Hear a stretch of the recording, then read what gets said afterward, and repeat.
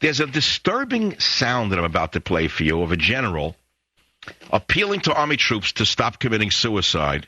I couldn't believe this. We got this from AP Video, and there's apparently a slew of suicides at Fort Campbell. And I don't understand why this is happening. Listen to the 26. I know that I don't need to give this speech to 99% of you. But there's probably about 0.5% of you that have had thoughts of harming yourself. And there's probably another 0.5% of you that know soldiers who have thought that. But it doesn't matter because we're all one team. And we're all in this together. So I'm going to give you the bottom line up front. If you don't remember anything else I say in the next 5 or 10 minutes, remember this. Suicidal behavior in the 101st and on Fort Campbell is bad. It's bad for soldiers. It's bad for families. Bad for your units. Bad for this division and our Army and our country, and it's got to stop now. Now listen to the next one, because this is about the legendary Screaming Eagles. These are not ordinary recruits. Listen to the next. Suicides on Fort Campbell have to stop now. This is not the reputation of the legendary Screaming Eagles of the 101st Airborne Division. Cool? No matter how bad your problem seems today, trust me, it is not the end of the world. It will be better tomorrow. Don't take away your tomorrow. Cool? Now, why are there so many suicides going on in the military? Is there anyone listening to this show who really knows or thinks they know what the heck is going on? I have suspicions, which I'm not going to air at this time. I mean, that I could allege, but I haven't studied the problem sufficient to even make to propose a theory. I have some, mild suspicions as to why there might be suicides going on there, but I don't really know why. Listen to 28 now. You are accountable for yourself and for your teammates to the left and right. You can save your own life. You can also save your buddy's life. If you feel hopeless or suicidal, tell somebody. You wouldn't hesitate to seek medical attention for a physical injury or wound. Don't hesitate to seek medical attention for a psychological injury. Now, I'll tell you what I think is going on. When you have a military that does not have a defined enemy because of political insanity, where they do not permit them to hate the enemy, the aggression that they incubate in the soldier turns on the soldier himself, starts to doubt himself. Now, I am not a psychologist, but I could suspect that there are psychologists listening to the show who would agree with me. Listen to what I just said to you. We have a military that is not permitted to hate the enemy. In fact, there is no enemy. The enemy is global warming, according to the U.S. government. Can't hate the Islamofascist, can't hate the North Korean, can't hate anybody. So you're training a man to kill, you're training a man to jump out of an airplane, to do what? To kill, but he doesn't have an enemy. So where does this aggression go? It turns within onto him. Now, couple that with the large number of rotations in Iraq, couple that with the rash of court-martials that Bush inflicted on the military and wouldn't step in for one of them. And you know that I gave money to defend Marines because I knew they were being unfairly picked on by the KGB inside the military. You see, we have the equivalent of the KGB operating in our military today. During the height of the Soviet Union, for example, on every submarine, on every ship, in every unit, there was a political officer as well as military officers. The political officer's job on a submarine was to listen for any anti-government chatter.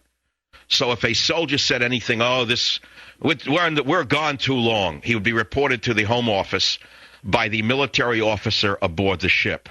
We have the equivalent of the KGB in the military today.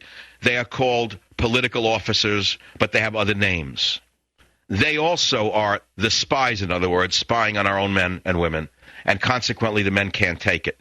You can't take an 18-year-old kid off a farm or out of the city who's a tough kid, maybe has been in trouble or whatever, and train him to kill, which he needs to learn how to do to be in the military. That's what it's all about. Remember, that's not a social agency.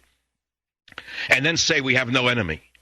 And then say to him, if you actually say anything about who the enemy is, we're going to court-martial you, or we're going to bust you, we're going to downgrade you. So you say to me, well, you don't know why they're committing suicide? I gave you a little start. Maybe the military doesn't know why there's a rash of suicides. Maybe they'll listen to Michael Savage and look within their own organizational structure and what they're doing to these young men, and you'll see why they're committing suicide. And I'll also go a step further, because I have a wonderful mind and very good detective's instincts. Take a look at who the suicides, the clusters, start from the top. Amongst which ethnic group and which sex are the suicides occurring? Intuitively, white males.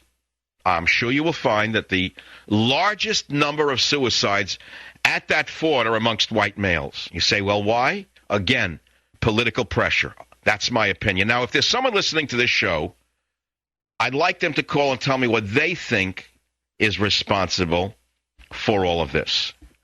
I have another suspicion, which is that many of these kids are put on drugs, or they're coming in on antidepressants, which, as you well know, are associated with suicides. You know that, and I know that.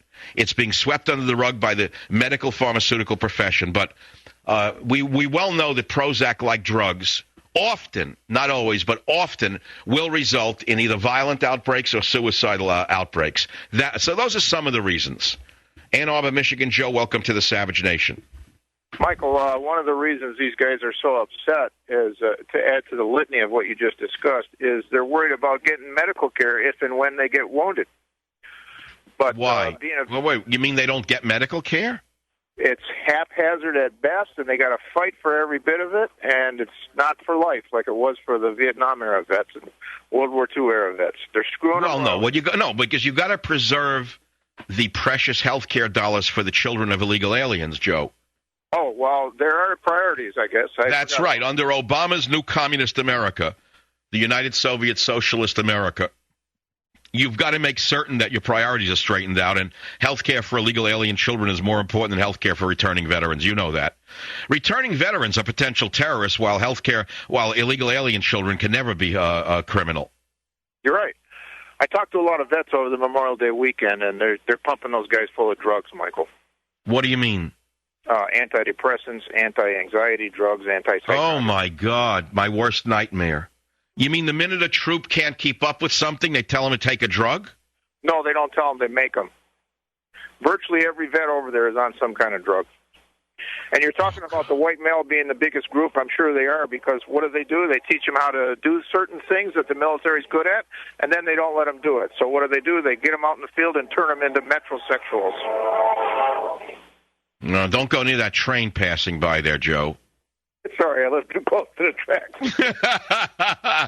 I don't know where you were. I was afraid you were coming up to a crossing right now. Talking about suicide, right? Yeah, I'm talking about suicide. I hear a train. Joe, are you near a crossing now, Joe? Can we talk this through? Yes. All right. As long as you're laughing. Thanks for the call. No, it's drugs and political correctness, they call it. And the military is imploding. That's why we have suicide now. I'll be right back. Savage.